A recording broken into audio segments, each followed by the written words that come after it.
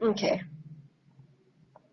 Okay, so I guess welcome to everyone. My name is Michele Marius. I'm the editor and publisher of ICT Pulse, a blog that discusses ICT issues from a Caribbean perspective. I have with me Vinod Vasadevan. He is this Chief Operating Officer of Paladion Networks, and he is also one of the co-founders of the organization. For many of you who might not be aware, Paladion is one of the leading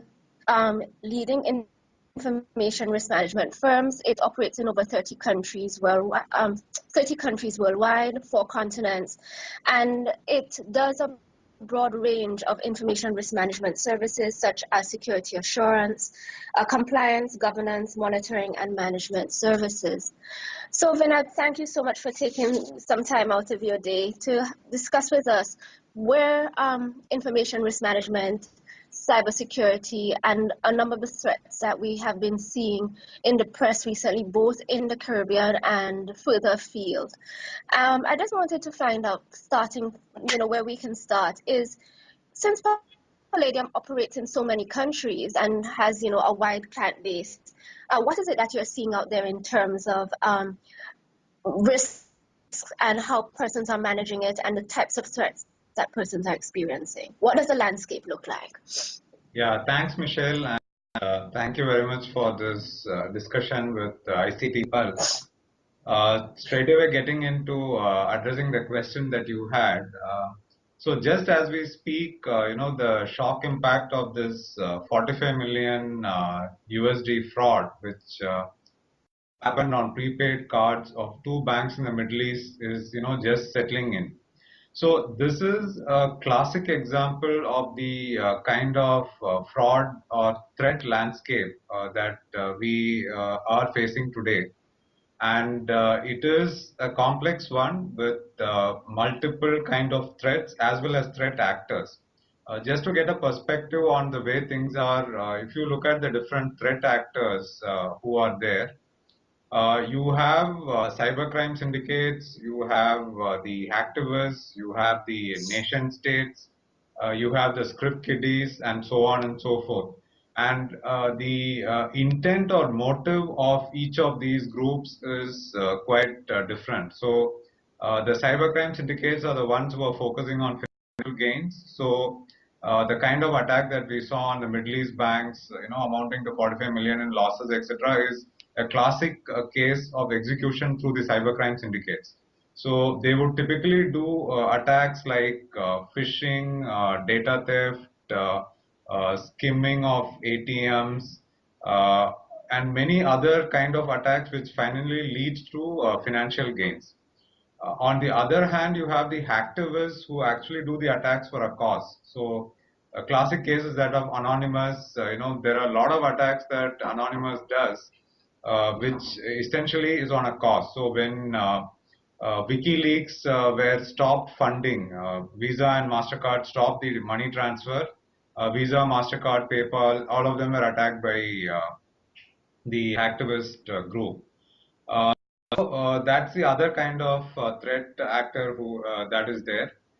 Then we have the nation states. So if you see last year, one of the highest impact malware called Stuxnet, which hit the Iranian nuclear sites, was supposed to have been created by some nation states. So you also have the nation states, coming into this fray.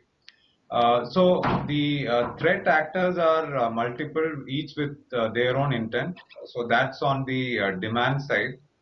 On the supply side, getting tools for attacks today have become fairly easy. And because of the economies of scale within the cybercrime community, it is also cheaper to get the tools. So you could get a phishing attack tool for anything less than $1,000. You could get financial malware to capture the username passwords of banks at maybe around $250. So the availability of attack tools have become far more easy, and they are also available as service. So you can actually kind of buy it as a service offering, paying a certain amount, and then start executing the attacks against the specific organizations that you wish to go for. So looking at Mm-hmm. all this, if you see the larger enterprises often become direct targets, or if Mm-hmm. you are a small or medium organization, you could be caught in the crossfire. Somebody might actually attack you to further attack a larger enterprise, or kind of Yes. in between nation states and those kind of things. So it's a fairly complex threat landscape out there right now. Most of it is towards the financial gains. Some of it is hacktivism. Some of it Mm-hmm. is still nation states. So the ratios could, change as we go forward. Okay. And I mean, I guess, how does the Caribbean look in all of this? I know that, for example, and probably you might be aware, we have been having our own reports of ATM fraud and hacking, happening, threats and intrusions into various organizations. But I guess clearly, sometimes there can be an impression that, we are sort of out of the crossfire of all of the more sophisticated sort of attacks that we are seeing worldwide. What are your thoughts? The Caribbean is an emerging economy, so therefore there is always an interest from the cybercrime syndicates. And the recent compromises of card data in the region, or the the ATM attacks that we have seen, etc., are kind of testimony to this. And in general, as a region, the security controls on an average across most enterprises require scaling up. Of course, there are good exceptions to this, but on a general, and the security awareness of consumers is also on the lower side. So therefore, the cybercrime syndicates would typically see this as the Caribbean region and some of the organizations as easy targets. We will continue to see increase of financially motivated attacks in the region. So I Right. would expect phishing and skimming and data theft attacks will definitely continue.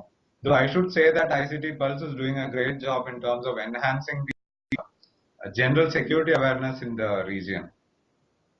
Thank you so much. Thanks for acknowledging the efforts, and it's something that I'm passionate about, because clearly I think that we can be a bit complacent, and because we somehow think that we are small islands, that we are out, as I said, outside of the scope of a lot of the more sophisticated attacks. But what probably is Right. becoming more apparent, in addition to threats from outside the region into persons, let's say in Russia and all of these sort of far reach places, um, executing attacks within the region, you're probably also finding not necessarily as sophisticated, but you're having, of course, experiences of fraud and sub threats. So I do think that the Caribbean, we're no slouch when it comes to where intrusions, hacking, and risk and fraud security issues are concerned. And that, I guess, leads me to the point about this, I guess, a new stand, a relatively new stand. And I say relative because it has been around for years, but I think it's only in the last few years that persons and organizations, of course, are becoming a bit more aware of it. PCI DSS, payment card number data security standard. Can you just give us, I guess, an overview of what it's about and how it might help organizations to manage risk and fraud and payment incidences that might occur? Sure. PCI DSS is a leading data security very specific, and essentially created with the vision of having control to protect the data. So broadly speaking, there has been a good level of global adoption of this standard, especially in the US and European markets. And in many of the emerging economies, it is a standard that is very fast gaining adoption. So to just drill down into some level of details on the standard, it broadly has about 12 requirements that organizations should implement and continuously maintain. So the requirements are a combination of technologies and practices. So some of the key controls would include how do you manage network security, how do you protect cardholder data, the logical physical access control around it, the security testing, the vulnerability management program. So it's a fairly comprehensive standard, and the requirement to get certified on the standard is also strict, and it's very closely monitored by the PCI Council, constituted by leading organizations like Visa, Mastercard, Amex, etc. Therefore, the PCI DSS implementation effectively means that you're put in good controls to protect card data, and a lot of other foundation controls, also comes into picture. So this essentially means that if you're following PCI DSS and you would be able to reduce a fair bit of a good set of incidents, because you're not an easy target anymore, because you have put in good practices which protects you from many of these which in turn leads to fraud globally. Okay, excellent. And I mean, now granted, is this thing implementation of PCI DSS, is it costly to organizations? I do get a sense that it's an onerous process, but I guess the question therefore is in terms of cost, and therefore to some degree, how could that now be a deterrent to organizations in terms of implementation? So probably Yeah. how could, I guess, what might be the cost benefits of it all? Sure. So PCI DSS definitely has a good discipline approach in terms of implementation of the standard. But at the same time, so when I say flexible, it means that if there are business issues which stops the organization from implementing a certain requirement given by the organization can actually look at a concept called compensating control, which means you could actually go in for an alternate set of control which meets the same rigor as that of the original requirement. So just to take an example, because the standard is focused on card data, there are requirements that says that organizations should truncate card data to say just the first 6 digits and the last 4 digits.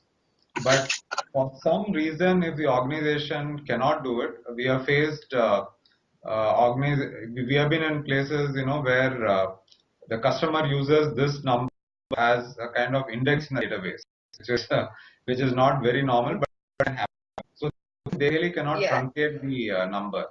So therefore, then there is an option for them to actually kind of put in better monitoring controls, isolate this better access controls. So there are alternative controls that you can implement, and therefore avoid those things that stopping you from a business side. So the same thing applies in terms of cost as well. Let's say you talk about monitoring, what the standard requires is that you have a good working monitoring process in place, not necessarily from the best product. So that's not the intent. So therefore, based on your, your budgets and risk involved, you could actually go for a good monitoring program, though not, you need not really spend on the best product that is out there, as long as the configuration is done well and you're meeting the standard. And on the ROI part, I think if you really look at the incidents that have happened in the last year or so, starting from the recent the ATM fraud to the 3 months back, there was Operation Pandora Storm, which was a major card fraud that was detected in the European market.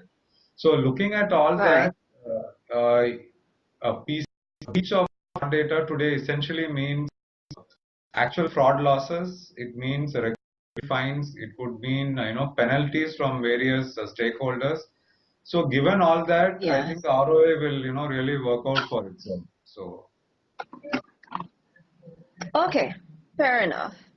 Um, I guess just another question on PCI DSS, because I think just my own understanding and what I'm gleaning from some of colleagues, associates in various industries who are implementing this system, that there can be a sense that once they have implemented PCI DSS and are considered PCI compliant, that the back on in some way or somehow that you I kind of wonder whether or not, is it, once you have this system in place, is it everything? Would you be at least significantly protected against fraud and threats and various sorts of incidents, or is it supposed to be part of I guess a larger system to manage information and risk? yeah, sure. I think implementation of the standard will definitely protect you to a large extent from the card fraud, the thefts, and all those kind of compromises. But the critical thing to note is that there are organizations that have got compromised who were PCI DSS certified, but that is Right. not the key reason for that. Is you cannot treat PCI DSS as a time exercise. So it should be treated as a continuous maintenance of the security posture and the standard. So if it is a continuous approach that is taken, then you are continuously protected. But organizations look Okay. at it as as more of a point in time exercise, and you have done it once, and after that you relax till the next audit comes up. Then I think, yeah, Yes. you are you're definitely susceptible to breach. And I guess we're going to be wrapping up in a few minutes. And I just wanted to get your mind, pick your mind on probably the trends you're seeing in the where threats and fraud and so on is going within organizations and worldwide. I mean, looking at, I guess, Paladion offers not just only a broad range of services, but it has its own product. Palladion Labs is um, trying to anticipate where the market is going and perhaps what sort of threats you might be beginning to see on the horizon and maybe even past the horizon a bit. So what are your thoughts on that? Sure. I think going forward, the immediate short term, the web applications will continue to be in vector. The data theft will, continue to rise, and fraud would be following all these data thefts. Uh, Slightly on the long term horizon, you would, the so-called advanced targeted attack, ATAs, or the APTs as they were called some time back, they would very much become mainstream, and using a combination of social engineering, along with malware as a technique. So ATAs so far have been restricted to the really large breaches that have happened, but in the Right. longer term, it will definitely become a mainstream attack, so which is a significant threat. The other side, of course, would be the mobility-based attacks. So, as we Yes. can see now, the mobile, are pretty much part of any enterprise, but the security Yes. controls on that are fairly weak. So, financial malware is already available on Androids and iPhones. So, some of the well-known financial malware is already ported onto the Androids and iPhone platforms. So, again will be a major attack vector in the future. The other interesting thing that is coming up is in terms of identity theft using social media. So last year, I Okay. think most of us would have read about the case of Matt Honan, whose digital identity across multiple sites. It's like in a very short time, this person's digital identity was completely, erased. Okay. The Yes. Yeah. so the attackers went from one site to the other, including his Facebook, Twitter, and Apple accounts. So many of those things. So the need to steal identity is on the higher side, because that leads to financial gains and bypassing a lot of security controls in the banks and telcos, etc. So therefore, identity attacks Yeah. based on social media would also be a significant threat vector. And on the enterprise side, you would see that the virtualization technologies, there's a large adoption of that. And going forward, uh, bringing down one virtual OS means you're compromising many different servers running on that. So that's a vector which would increase in the coming years, and that in turn would directly affect the cloud-based services, that the cloud services that are being offered. So these are some of the short-term and long-term threat vectors that we see happening in the coming years. Wow. Yes, I mean, this is quite sobering, I guess. Here it is that we're moving to, well, have moved, to, as you say, mobility. We are all looking at different ways of doing things, virtualization and the like. And these are, of course, new opportunities for us to be exposed, whether personally or at the enterprise level. I guess, do you have any thoughts, though? I guess I'm trying to see whether we can end on a more positive note in respect of where you think security, information risk management now needs to go to begin to address some of these threats that you're seeing coming into the future, at least in the short and medium term. Sure. I think the data protection programs that most organizations, have started today, including the PCI DSS adoption, etc., that will help protect against like data.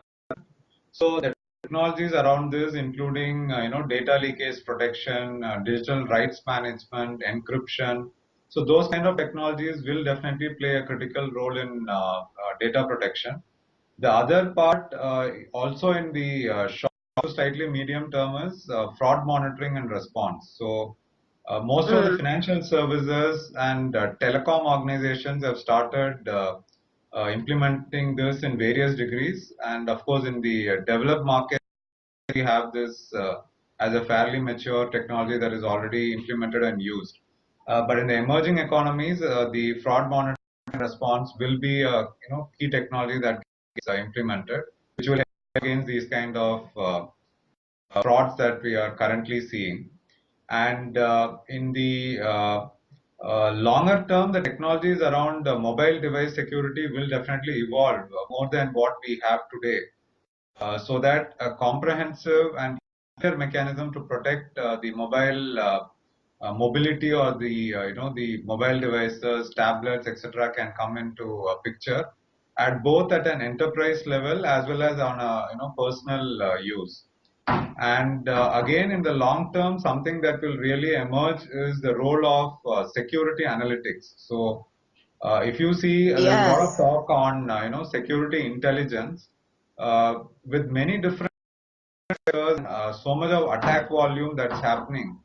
What becomes critical is that there is a quick and intelligent remediation when an attack is seen.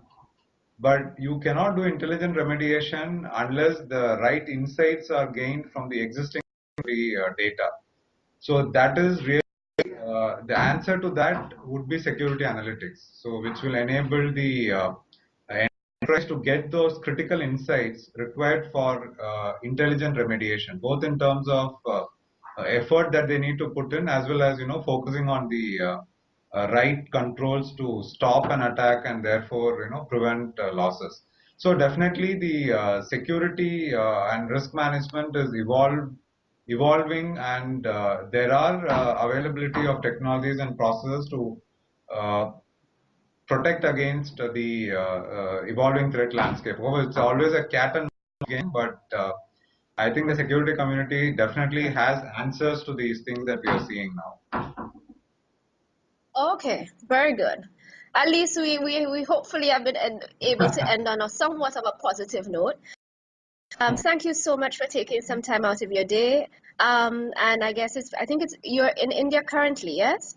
So it's Yeah, probably yeah, nighttime. I'm getting started with my day, and I guess hopefully we'll be seeing you soon in the Caribbean. And I guess, sure. best wishes and good evening. Thank you. Have a very nice day. Thank you very much. Okay then. Bye. Sure. Bye bye.